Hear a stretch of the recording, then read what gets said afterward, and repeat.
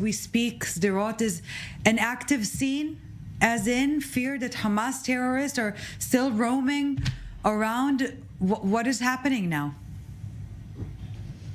Yes, Ellie, it is a completely active scene. In fact, within the past 1 minute, we've heard actual helicopters overhead firing from their helicopters, as well as 2 flares lighting up this field behind me to try and give these Israeli troops more light, because it's dark out here. It's nightfall. And so as night falls, it's becoming more and more difficult to find and locate all of the terrorists who have infiltrated this area here in the south, here in Sderot. So we do know that Israeli troops are actively looking for other citizens. In fact, some of these armored vehicles are driving past right in front of my eye line right now. So armored vehicles continue to patrol the area, even taking their time to stop as they see some cars parked on the side of the road. They want to make sure that we are not either some of those citizens or some of those terrorists or citizens that are in harm's way as well. So very much an active Israeli presence out here. As I said, we continue to see different things, and I continue to hear gunshots in the distance as well. And so we are hearing that exchange of gunfire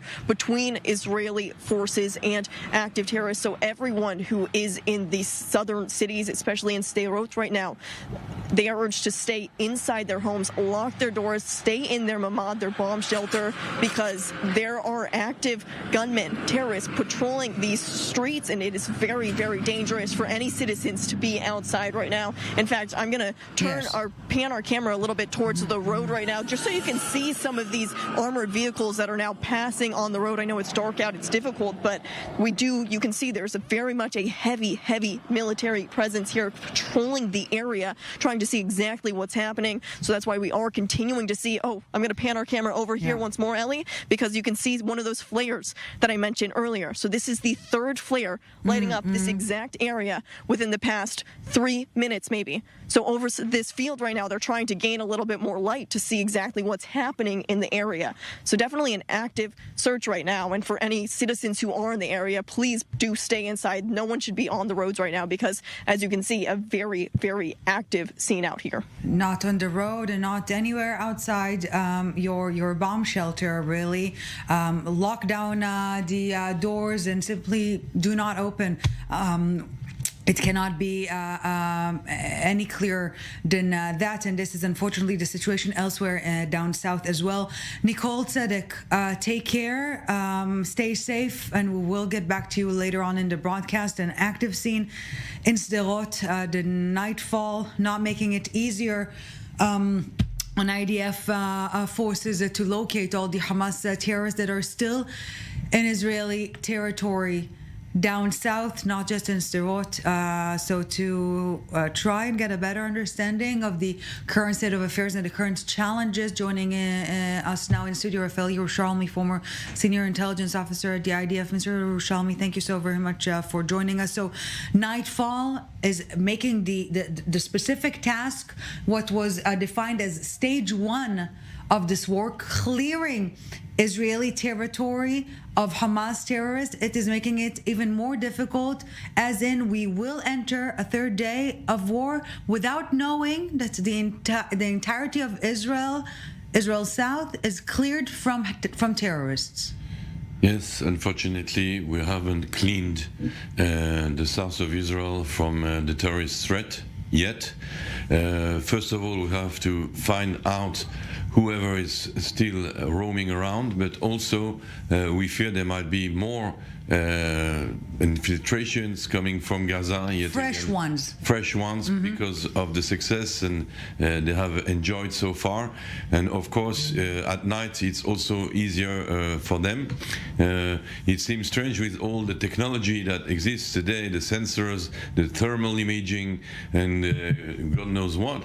There's still an advantage for a lone person or 2 or 3 persons to move around in an open air area at night. On the other hand, the night gives also the IDF a superiority. We have night vision. Tonight, the strikes that we are going to perpetrate over Gaza will be easier for us. There is less pollution, light pollution, noise pollution, movement pollution to strike targets happening in Gaza. inside Gaza, to strike surgically. Airstrikes, yes. So night can be an advantage for either of the sides. As I said, the real problem now, sooner or later we'll manage to find out whoever is still roaming around, hoping they will not encounter an Israeli citizen, of course. But the main threat is more infiltrations, like a copycat in a way, not only from Hamas but from other factions and even from Because the border lone wolves. fence is still open in some The areas. border fence was a joke from the start. They was relying too much on concrete and technology and not enough on human cleverness and instinct and vigilance. I used to say that in the beginning, and I'm not an expert, so I didn't insist, because I thought maybe they know better. Apparently they don't, but also you have to understand that this fence is not in a proper state of maintenance, and there are many holes in it, and some of the fence is not concrete at all. It's just barbed wire that you can cut with a cutter. So, And in the battle between a fence and determination, we see what's the result. Mr. Yerushalmi, obviously we will unpack much more of the current unfolding security situation. But as we speak,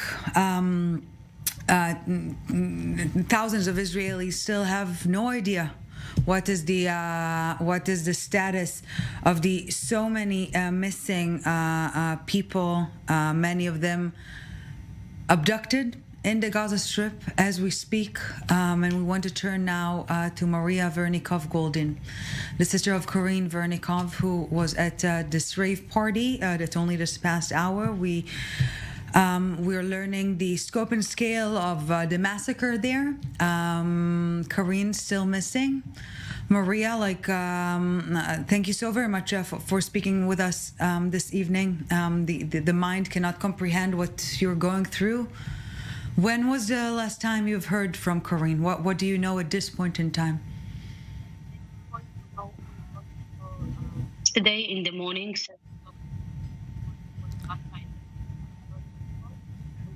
Yeah, Maria, we're having some technical difficulties hearing you properly, and we want to hear every single word, of course, so we will try to fix that and get back to you as soon as we can.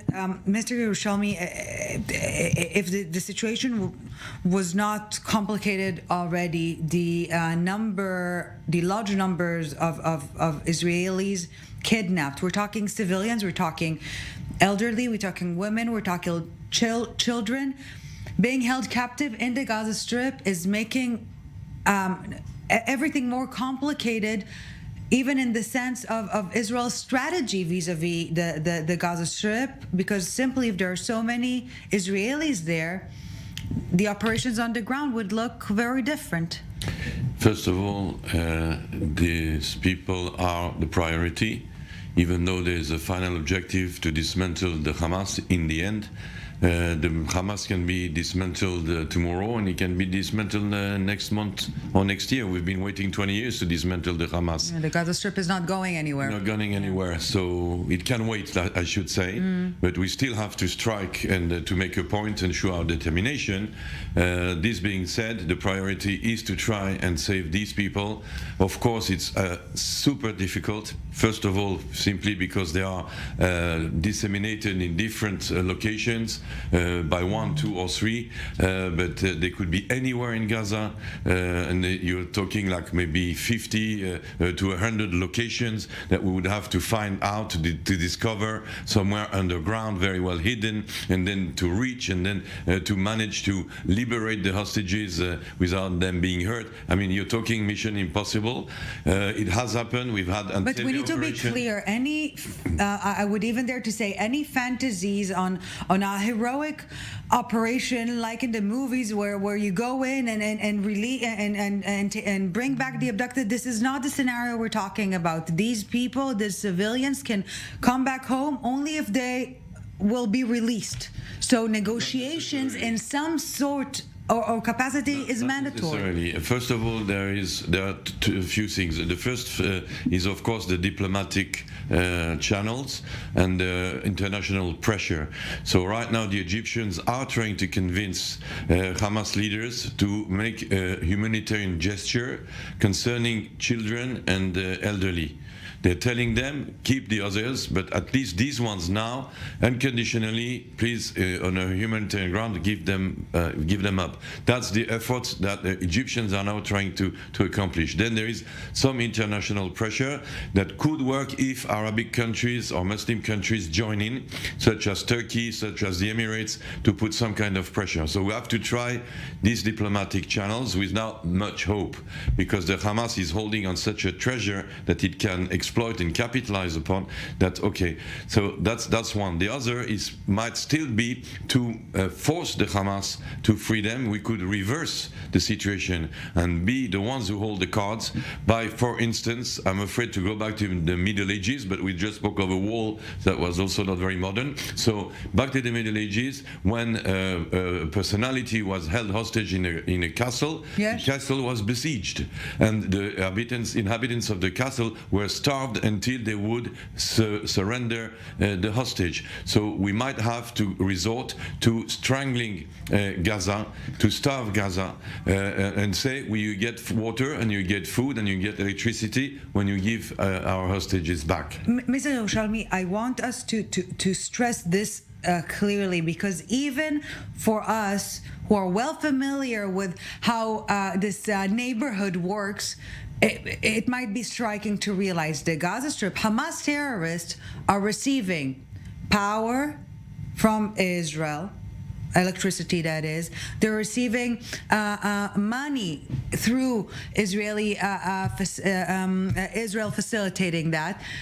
Gas, not to speak about concrete and all those other infrastructure materials that were brought in. They're really hijacking it, right, and putting it in their pockets, because this power, these merchandises, the work permits that bring money into Gaza, all this is addressed by Israel to the Palestinian people. No, but I'm talking about at this point in time, Mr. Yerushalmi, not about normal times if there were any. At this point in time, shouldn't be an option to cut all this supply to the Strip if you're talking about yes, strangling? Of course, but then we would lose a few things for intelligence, because if we cut the communications and electricity, it will be harder for us to detect the movements and the exchanges of information between Hamas people. So long as they have power and so long they have a network, we can hope to catch their messages between them. We can hope to see them switch a light on and switch a light off, so they are at home or they're not at home, if we want a targeted elimination. So it's not so sure that a complete blackout would serve our purposes. So I'm again trying to ask you the questions that many Israelis are asking themselves tonight. How come? And you're explaining the complexity of any decision that is being made at this point in time when we're talking about Israel again facing or beginning its counterattack vis-a-vis Hamas. Mr. Yerushalmi, you're staying with us because we want to reconnect to Maria Vernikov Golden over the phone, sister of Karine Vernikov, who was at this rave party turned massacre, no other way to put it. Karine is still missing. Maria, thank you once again for speaking with us. When was the last time you've heard from Karine? What do you know? Yeah, sure. Thank you for speaking with me. My sister Karine is missing from yesterday morning. The last time that we spoke with her was 7 o'clock in the morning yesterday. She told us that she's on the way home and she managed to run away from this party. But the last thing that we know that she came to Alumim area, and there stopped their car, the policemen, and then there was some terrorists there. The last thing that I know from her friend, he told me that she and one more of her friends, her name is Sapir Bilmas, the two of them ran away to the forest, and since then we don't know anything any information, any thing that someone know or can tell us or share will be much appreciated, because we are desperate. We are really desperate. Have you heard anything from authorities, Maria? No, we nothing. Today morning, we went for the family committee. This is the police and all the people that are looking for the missing people, and we gave all the details that we could and our DNA and everything, but still it's already more than 30 hours and we get no information. We are really desperate and we must know something, some clue, something. It will be much appreciated. Yes, of course. And Maria, in this respect, people all over the world are watching us now. Any message, anything you would like to tell to all those people around the world who are watching, and all those decision makers who are listening to you? Yeah, I just wanted to say that I hope that my sister will be healthy and sound and will come home soon. And if someone knows something and can share it with us, it will be much appreciated. I can share my phone number, my email, whatever it need. I will be glad for any clue. Yes, and during our conversation, we're seeing pictures of your sister, Corinne, all throughout our conversation here. Maria, we share your prayer, your hope that Corinne will be back home safe as soon as possible, that any information will be available as soon as possible. Thank you so much. Thank you very, very much for this. Stay strong. Thank you. We want to turn now to our 24 News senior diplomatic correspondent joining us, Owen Alterman. We've been discussing here in studio with Mr. Phil Yerushalmi short moments ago the complex, the complexity of the situation in terms of decision making, taking into consideration this, the scope, the scale, again, the magnitude of the kidnapped. We still don't have a clear number of how many Israelis, civilians, soldiers alike, are being held by Hamas captive in the Gaza Strip. But this is yet just another component in this equation, and I want to begin with something that has nothing to do with politics at this point in time, but rather national security. Benjamin Netanyahu, the Israeli premier, do we have any indication of what is currently being assessed, being discussed in the security cabinet meetings that he's convening? Not a lot, Ellie. Again, we have statements from the Security Cabinet meeting last night, for example, where the objective was set out to destroy the military and governing capabilities of Hamas. Now, what does it mean to destroy the governing capabilities of Hamas? I'm a lawyer. I'm not sure I understand. To end Hamas control over the Gaza Strip and governance of the Gaza Strip, that's an objective I think we all understand. But to destroy Hamas's governing capability in the Gaza Strip is to me, just a lot of gobbledygook. And again, there seems to be this indecision, right? On the one hand, there seems clearly to be a need for a different kind of objective in this war, as the Prime Minister has put it, and now the Security Cabinet has defined it, versus the operations that we've seen in Gaza in the past, right? Which were in the sense meant, as we always said, to mow the lawn, right? To mow the lawn and then allow the grass to grow back and mow the lawn again, if you will, using a problematic but still accurate metaphor, versus here where there seems an obvious need to uproot the grass, to continue to use that metaphor. But on the other hand, a hesitance on the part of the Prime Minister to commit to doing that, because I think he's concerned he won't be able to achieve it and doesn't want to set himself up for failure. But on the other hand, by virtue of not committing himself to that, I think causes himself not to get really the confidence of the public, given all that we're seeing, including, of course, that conversation you just had about those who have been kidnapped and taken to Gaza, or who are missing, or who are killed, 700 or more of them. So again, the lack of clarity about the objective is, I think, something that's troubling. Now, I should say, we did get from the IDF spokesperson, again, the spokesperson for the military, earlier today, a very clearly defined objective that within the next day, and we're now about 12 hours after this statement, and I think Raphael Yerushalmi might have actually been in studio with me at the time this happened, or just about, that within those 24 hours, there would be an evacuation of those within the frontline communities on the Gaza border, and those communities would be cleared of terrorists. It seems not to be happening, Ellie. So even that very defined and measurable objective at this hour seems not to be being met. So I think, again, the Israeli public, while united and, of course, hoping for victory, and I know we'll talk about politics in a moment, I think people have to be very, very concerned about the performance of the military to this point. And this again brings me, Owen, to stress before I ask you to talk quote unquote politics. This has nothing to do with politics at this point in time, since the trust between Israeli citizens and their leadership has been completely shattered. And so the formation of an emergency unity government that will bring together leadership from all across the board is pivotal, is of paramount importance, and yet it is still not happening 40 hours after this war broke out. Well, a couple things. First of all, Ellie, I think obviously confidence in the military establishment and the intelligence establishment obviously has been completely shot and dented. Of course, at the end of the day, Israelis don't have much of a choice, right? There's no alternative army. There's no alternative set of intelligence services. This is all we get. So people aren't left with much of a choice, right, other than civilian initiatives that we've seen blossoming, right, up and down the country over the course of the last 2 days.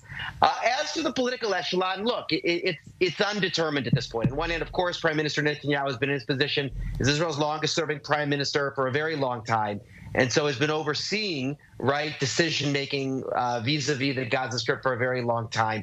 But at the end of the day there, too, Israelis don't have much of a choice but to put their trust in the political establishment. Now, you are right to ask about what constellation the government takes. First of all, to make something very clear to our viewers, in this situation, nobody is playing politics in the traditional sense, right? Yeah. If over the course of the last 9 months we've all seen the ruptures in Israeli society, that's not part of the discussion right now. And, of course, that there's a united front, right, among parties across the Zionist political spectrum, if you will, in terms of the motive and in terms of the goal and in terms of the will to achieve it. There also hasn't been too much of a debate on ideological lines about the objective, right? We've seen left-wing intellectuals coming out with a more hawkish position, for example, and some on the right, in maybe in a surprising way, coming out with a more dovish perspective. So there are tactical differences of opinion, but they're not necessarily ideological. You are right, there's discussion on what to do about this national unity government. Very, very quickly, Yair Lapid, the opposition leader, laid out a condition. He was willing to bring his party, which is a very large segment of the Israeli parliament, into such a government on condition that Netanyahu then take out of that unity or emergency government the far right, the religious Zionism party, B'Tzalel Smotrich, the Jewish Power Party, Itamar Ben-Gvir, just seems unwilling to do that. So instead, what's on the table is also representing a chunk of Israeli public that is currently fighting as we speak on different fronts. Yeah. Absolutely. Now, right, yeah. So again, Benny Gantz potentially coming in, talks underway, Ellie. That one seems like it's something that will happen. So of course, watch the space of the next 24, 48 hours. May well be that we will see Benny Gantz and Gadi Eisenkot from his party, two former IDF chiefs of staff, joining the government and being part of the decision.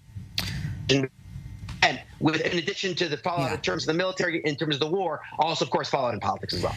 Owen, very briefly, before we let you go, Israeli Prime Minister Benjamin Netanyahu speaking once again with American President Joe Biden. A lot of information coming out of Washington and those past hours, no doubt, on how supportive Washington is being. But is there any sense in Washington of what is happening, what had happened, not just vis-a-vis Hamas, but vis-a-vis Iran, and what aid is on its way, as American officials are putting it?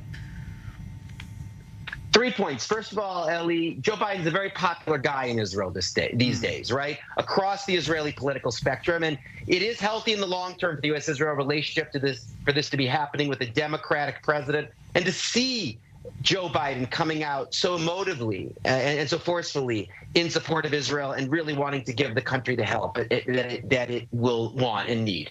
Second, again, reports that U.S. military carriers, right, are on their way. So the United States in a show of force in the Mediterranean Sea obviously will be very welcome. Where the Americans seem to be especially useful, in addition to providing materiel, if you will, is in sending that message to Iran and to Hezbollah to butt out, right? To not become part of this war, right? Because if they were, it would make the task much, much harder. So the United States essentially signaling to Hezbollah, right? Ellie, not in so many words, that if Hezbollah decides to enter the war, they might not be messing just with Israel, right? But implicitly, the threat is there, that they run the risk of messing with the United States as well. And that obviously sends a very, very powerful message. And I think one that's welcomed by all Israelis. Of course, Israel's national security strategy has never depended, right, on that kind of help from the United States. And I think it's in a sense troubling that that's even remotely on the table. But nonetheless, given the situation, that's what the United States is offering, and certainly welcomed by the Israeli public. I-24 News' senior diplomatic correspondent Owen Alterman, thank you very much for this. Mr. Rafael Yerushalmi still with us here in studio, listening with us to Owen Alterman and the American aid that is on its way, but not less important, as Owen is saying, the messaging to Tehran and to Beirut. Of course, it's a very strong signal when we have to be really grateful for this American position at such a difficult time. The signal is clear because the fleet that is approaching is first of all going to help a lot in the intelligence domain. So for us, in the immediate, it will be to help us have a look at what's going on in Gaza, but also in South Lebanon. The American intelligence and the American technology will help us have a clearer view of that. But at the same time, the Americans, and I'm sure, will use that same technology to have a little look at Syria and Iran, of course. Their presence, their mere presence, and that's the purpose of the 5th and the 6th Fleet, their mere presence is already a threat and a signal and a very strong message to the forces around. Let us not forget that apart from this, we are going to get from the Americans a lot of logistical and weapon support, starting by more ammunition for the Iron Dome, because we unfortunately will see what happens tonight, for instance, expect more missiles above our heads. So first of all, more ammunition for the Iron Dome, special explosives and drones that will help us if there is urban guerrilla warfare. These special explosives and drones are able to penetrate buildings and explode into rooms and corridors. So we're going to get that. And the usual ammunition that we need for mostly all the equipment is going to be for urban warfare that we're going to get from the Americans. This help is crucial, and I think, like Owen said, on you also, it brings also a lot of good feeling to the Israeli people. We feel this support, we feel this being hugged, and we need that hug. If there was any doubt who's the friend that will stand by Israel in times of need, there you go. But let's do stay with the issue of capabilities. You've mentioned the barrages of rockets that Israel is bracing itself to face. In terms of Hamas's military abilities, the arsenal. Was Israel surprised by that as well? Are we to expect more surprises in that sense? Again, when we're talking about the amount of munition in the Strip? Well, we know what we know, and we don't know what we don't know. And the former chief of Mossad, Ephraim Halevi, came out by saying that we were surprised, or at least he was surprised, that the Hamas had so many rockets, quoting a number of 3,000. If you would have interviewed me a couple of days ago, I would have told you that my estimate was 7,000. So we don't know what we don't know. I think my estimate, with all due respect to to former chief of Mossad, is a little more realistic. Yeah. I don't think if they only had 3,000, they would have thrown them all on one day. So I suppose that if they allow themselves, they wanted to strike hard from the start, okay? So they must have thrown maybe a quarter or a third of what they have. I don't think they would use more than that, because they knew that the response would be coming from the IDF, and then they have to have, of course, the level of threat still high up, enough rockets, especially the long-range ones, towards Tel Aviv, that are always a signal at the ready. But we are none the wiser. I don't think, I'm afraid, I'm certainly not a former chief of the Mossad, so I don't have the info, and it's a little disquieting if really at that level they didn't have the info either. Yes, and it's important to perhaps note in this respect, Mr. Yerushalmi, that perhaps one of the reasons that we're still seeing ongoing shootouts between Israeli forces and Hamas terrorists down south in Israeli territory, that is because we're the Israeli policy at this point in time is not to let any quote-unquote elite Hamas commando fighters to get back to the Strip, as in most of Hamas's senior fighters are now gone or will be gone soon. Yeah, well, we have to remember that we're still talking about a border that's 60 kilometers long. 60, Yeah. That's 60,000 meters. You can't have a soldier every 10 meters, and you're also talking about open areas with a lot of places to hide. So it's really not so easy as it seems. We also, I think, I would like to point out, we noticed how slow was the progress in the villages that were invested by Palestinian terrorists. How slow was the progress to recuperate, to free these villages. So yet again, you have to be on the ground. On the ground, it's not as simple as it seems. You have to try a few things when you approach a house that's occupied with terrorists holding hostages. You have first to try to negotiate. In a couple of times, they do the work. A couple of times, the terrorists accepted the deal. Yeah. So you have to try that. Then you have to. A few hours ago, a house in the city of Afakim, not a border community whatsoever, inside Israel, was released that way after being taken hostage for hours. So a different perception or conception of fighting when we're talking counterterrorism, and when we're talking about what's happening and what will be happening in the Gaza Strip. Mr. Yerushalmi, thank you so very much for helping us get a better understanding, perhaps, of what is happening. Thank you very much, sir, for this. Crossing now live to the hospital, the Barzilai Hospital, down south in the southern city of Ashkelon. I-24 News correspondent Robert Swift is there. Robert, heartbreaking, gut-turning scenes there all throughout the day. Parents, relatives, civilians from all over the country arriving at this hospital, looking, hoping to find a clue on the state, the status of their dearests. What can you tell us?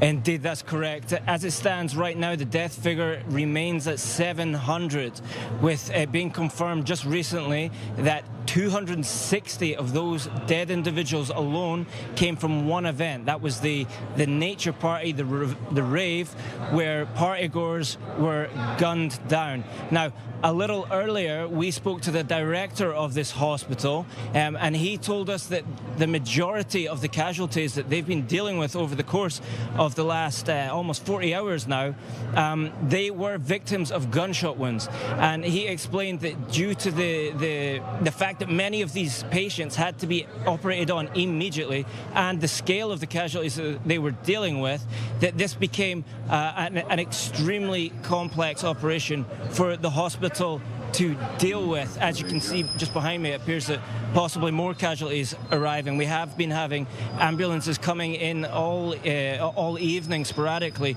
bringing in casualties, some of them Israeli IDF soldiers. But of course, the events of the last day and a half, there is not just about the dead and the wounded.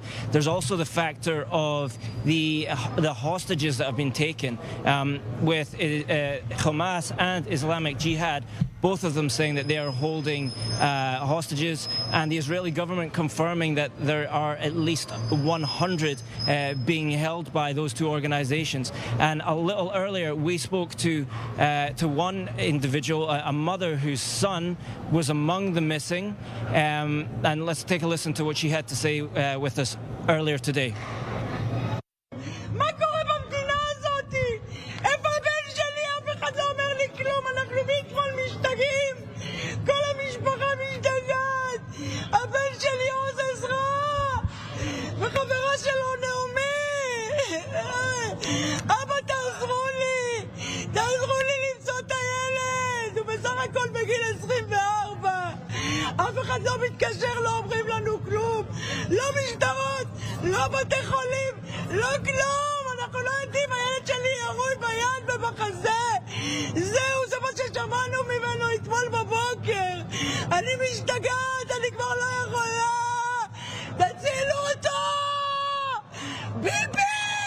ביבי נתניהו, תתעורר! תהרוס את כל עזה! תמחוק את עזה! אני מבקשת! די, הילדים שלנו לא קורבנות! Now, it's worth bearing in mind that the scenes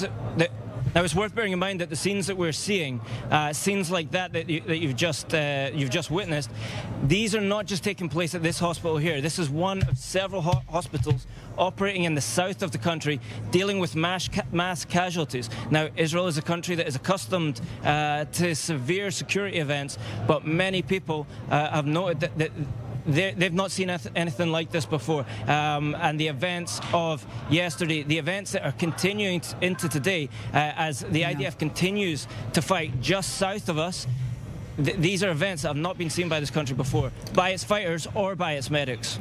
Yes, fighting at the front line in hospitals across the country as well. Numbers keep on spiraling up of the dead, of the wounded, of those in critical condition. Robert Swift from the Barzilai Hospital, thank you very much for this. Joining us now in studio, Major General in the Reserves, Itan Dangot,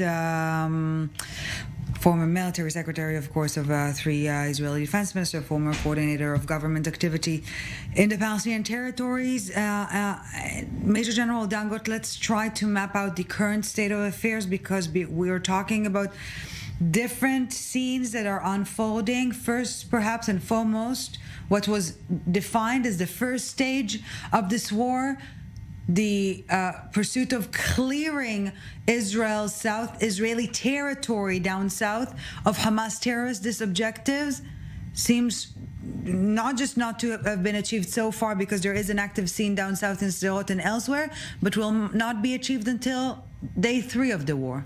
Yes, and we have to be patient. This is the reality. There was entering of hundreds of terrorists, and I think that some thousands are also hidden in the area itself. And I'm taking also on account opportunity the defense that has opening area in some places, more than 10, are also. They are trying and succeed in some places to enter from Gaza back in order to try to create continuity. This is their goal. As more as they can hold such attacks in the area, it is count like a success. But you have to work in such scenarios very slowly. You have to take on account that each area, that in each apartment that you have a terrorist, there is opportunity that he hold hostage in that place. So it's more time, more carefully activities, collect local intelligence, and then to be active. And I thought that it will be ended this night.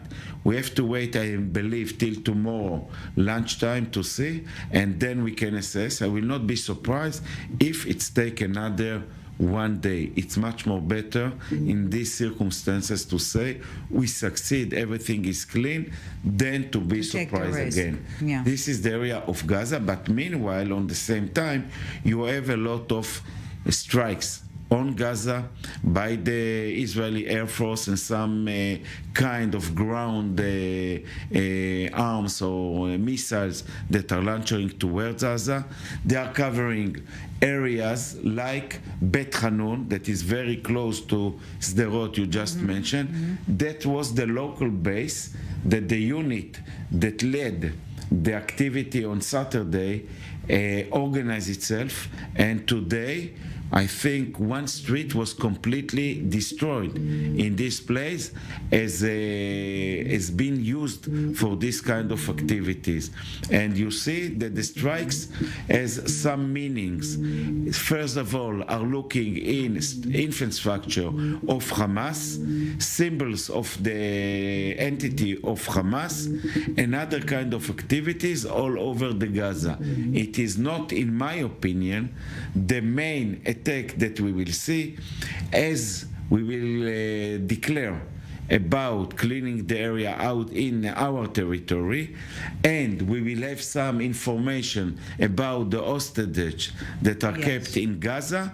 It will free the commanders and the cabinet to decide to go to another stage in Gaza itself. But Major General Dangot, we are familiar with this terminology of Hamas targets have been hit from previous rounds. This is no previous round.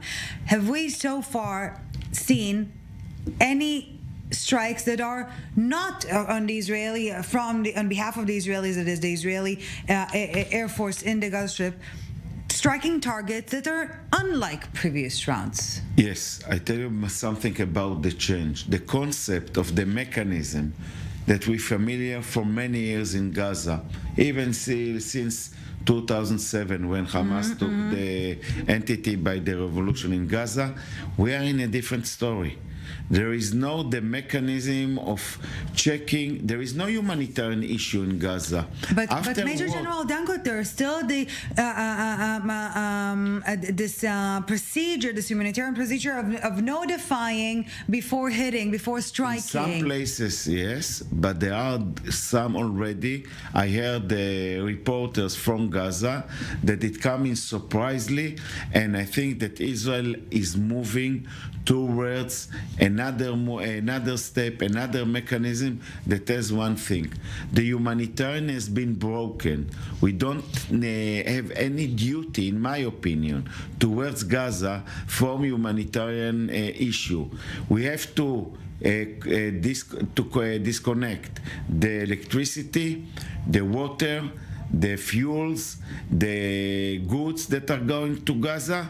We have to stop everything. After what happened here, that Hamas and some hundreds of civil people from Gaza that entered also to Israel and behaved as they are Al-Qaeda and ISIS and others, I think that Israel should leave it immediately. And in such circumstances, in about 4 to 5 days, from my experience, Gaza will raise a red lamp to say we are under attack, we are under a closure. So this is why timing matters here. Legitimation for Israel is something that the West world and some other modern countries will have to continue to give Israel.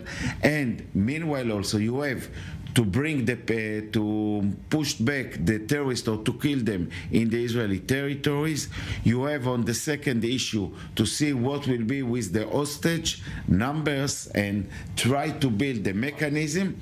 The third is you have to assess all the time what's going in West Bank and especially in the north with Hezbollah, and then will come what we say. I believe that Israel is going now to a different story.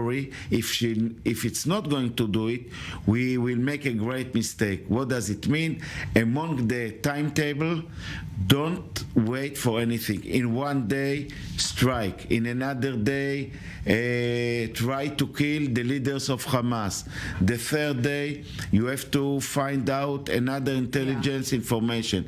It's another rules, another principles. It changing completely the story not with Hamas, with all everyone. Gaza. And speaking to that point exactly, Major General Dangot, we want to jump up north. Still no control down south, but all this while the northern front is some sort of a ticking bomb. I-24 News' Pierre Chandler is there on the Israel-Lebanon border. Pierre, several incidents there throughout the day. What can you tell us?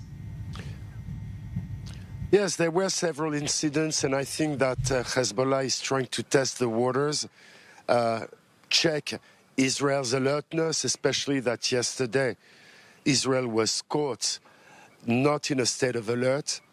And this is a lesson that Hezbollah wants to study. But the situation is relatively calm.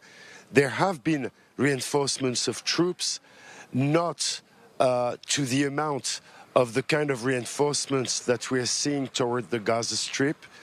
More reinforcements to contain the threat of Hezbollah.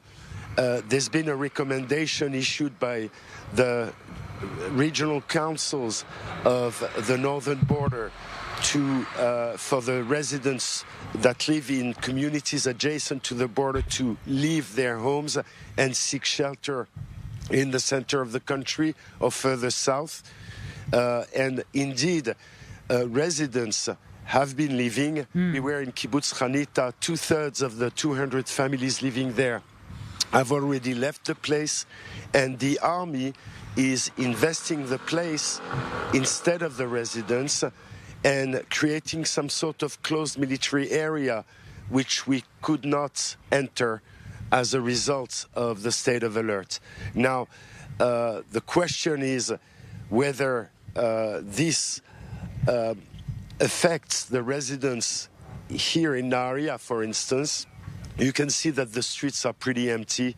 People are confined at home, in a sense, and some people are more relaxed than others, are saying nothing will happen here. Some others expect that there will be rocket fire, but no one knows. And the big test for Israel regarding Hezbollah, in a sense, is how does Israel handle the situation in the south? Because ironically, the scenario was that Hezbollah would invade community villages around the border and take hostage. Yes. And that happened with Hamas, not with Hezbollah. Yes, what quote unquote was anticipated with Hezbollah up north happened down south with Hamas. One of many misconceptions that is and will be discussed. Of course, Pierre Chandler, thank you very much for this, and the rest of the I-24 News team there with you. Major General Dangot, before we get back to you, let's hear it from Hezbollah itself, training for this moment of truth, so to speak, for years, watching closely what is happening on Israel's southern front. Let's take a listen. We salute all our beloved Palestinian resistance factions in Palestine, no matter to whom they belong, and they are all united in the resistance. We tell those that the nation is with you. Our hearts, minds, souls, our history and guns and rockets, and all that we have is with you, because we are the resistance that was founded originally for you and for Palestine and Jerusalem. Major General Dangot, obviously there is IDF mobilization to the north, and if we've learned anything from what is happening down south is that quiet is completely deceiving, complete misconception, and yet we do not have an indication that the Lebanese will join, that Hezbollah will join. Yes, but the silence in this border and after what happened in Gaza is much more weight and meaning, and without any kind of declaration. What we can identify today, the morning started with shooting mortar shells towards the area of Dove Mountain, when you have open space and where there is an agreement between Hezbollah, Lebanon and Israel concerning the borderline. And that's brought some kind of reaction immediately from Israel, like a second message, we will react immediately towards you. By the way, we shoot on the tent that was on our area. I don't know the situation exactly now. They built it again. The tent. Yes, for but months we've been talking about this tent. today it was shoot. Second issue, in the other area between Rosh Hanikra and Metula, this is the sensitive area with the area of the kibbutzim and the moshavim and other places. What we can see, first of all, we have to be in a strong alert, because this is the time that we already assess that before the holidays that Hezbollah has the, let's say, they are looking to be active. Secondly, you see that concerning the reporter said, each Israeli civilian is making its own personal assessment towards what to do, to leave, to see what's going or not. You cannot avoid it, even you have to encourage it, because it's something that I think it's good for the people. Secondly, or the third point, that besides what happened in Saturday, also a lot of reserve forces were called and were sent to the border with Lebanon. You cannot take a risk. It's another story. If it happened there, it will move the weight of the IDF from the area of Gaza towards Lebanon. When I say IDF, it's especially Air Force and others. Yeah. And it's another story for Israel. You ask me whether it's the silence shoot something.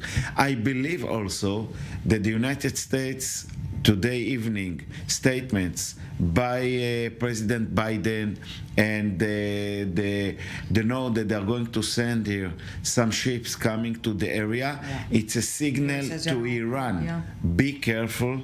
We will support Israel. It's something to balance the situation. So it's sensitive, it's tense. If you ask me, we are not yet, the bus has not come to the station, but it's very close. And in this respect, you were talking about the calculations every Israeli civilian is now making among themselves. But when we're talking about the overall Israeli assessment of what is a greater risk, that Hezbollah will join or that they will not be deterred, how do you balance those two fears? I think that at the end, we cannot not to be honest to say that what happened yesterday in Gaza brought a lot of lose a lot of self-confidence, and brought the people for such reaction, and even of thinking about we are very close to a war on defending our home and our future here. It can become as a war from terror, and this is something that we say all the time, that the nuclear is the terrorist, but the issue is coming from around us and inside. The question, and I believe in the IDF, the Israeli population, as we see, brave people, what they did, saving their children, their life, saving this country, Major General Dango. We don't have any other opportunity besides win, and we will win. Yes, we do have you for another few minutes before we wrap up this hour. Major General Dangot, obviously referencing what Golda Meir said 50 years ago when she was asked about the objectives of the Yom Kippur War. Israel will win because it simply have no other choice. Exactly. This is the case now as well. But in this respect, as we are entering day 3 of this war in a few hours, what are the immediate objectives of the Israeli army? What is the focus for the coming day? First of all, I hope that the army will succeed to clean the area as soon as possible. Yeah. As it's more taking time, it's bringing more problems. the moment that we will be sure that we succeed to move back or to kill those terrorists in our territory, it's something you're going to another phase. You can centralize and to do what you have to do concerning the north and concerning the south. There is something, I think that the loss of price for Hezbollah and Iran by opening any kind of escalation with Israel has a lot of meaning. It means that Iran will not have very soon, I mean few years from now, another opportunity to create any kind of escalation in the Middle East. And that is Iran-based, its policy in the area, based on the Hezbollah as the main proxy. The moment that Iran release and it start a fire, it means a big disaster, but we will win, and Iranian will suffer from the fact that we stop their activities in terror in the region. So well, that might be the end goal, but it seems that now we're at the very beginning of a very tough campaign. Thank you very much, Major General Eitan Dangot, for this. We're out for a quick break. We'll be back at the top of the hour.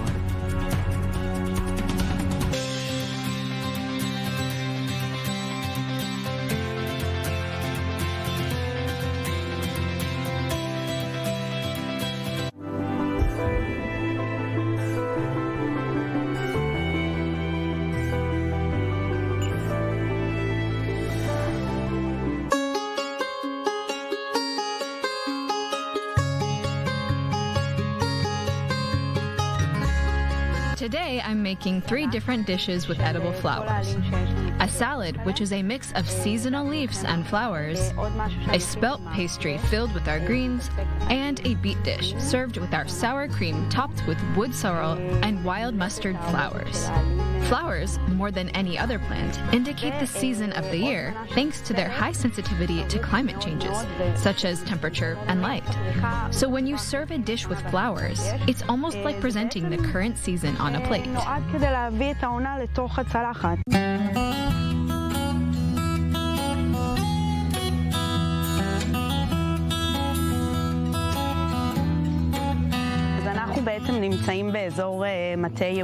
We're in Moshav Mata, located in the Jerusalem district of Israel.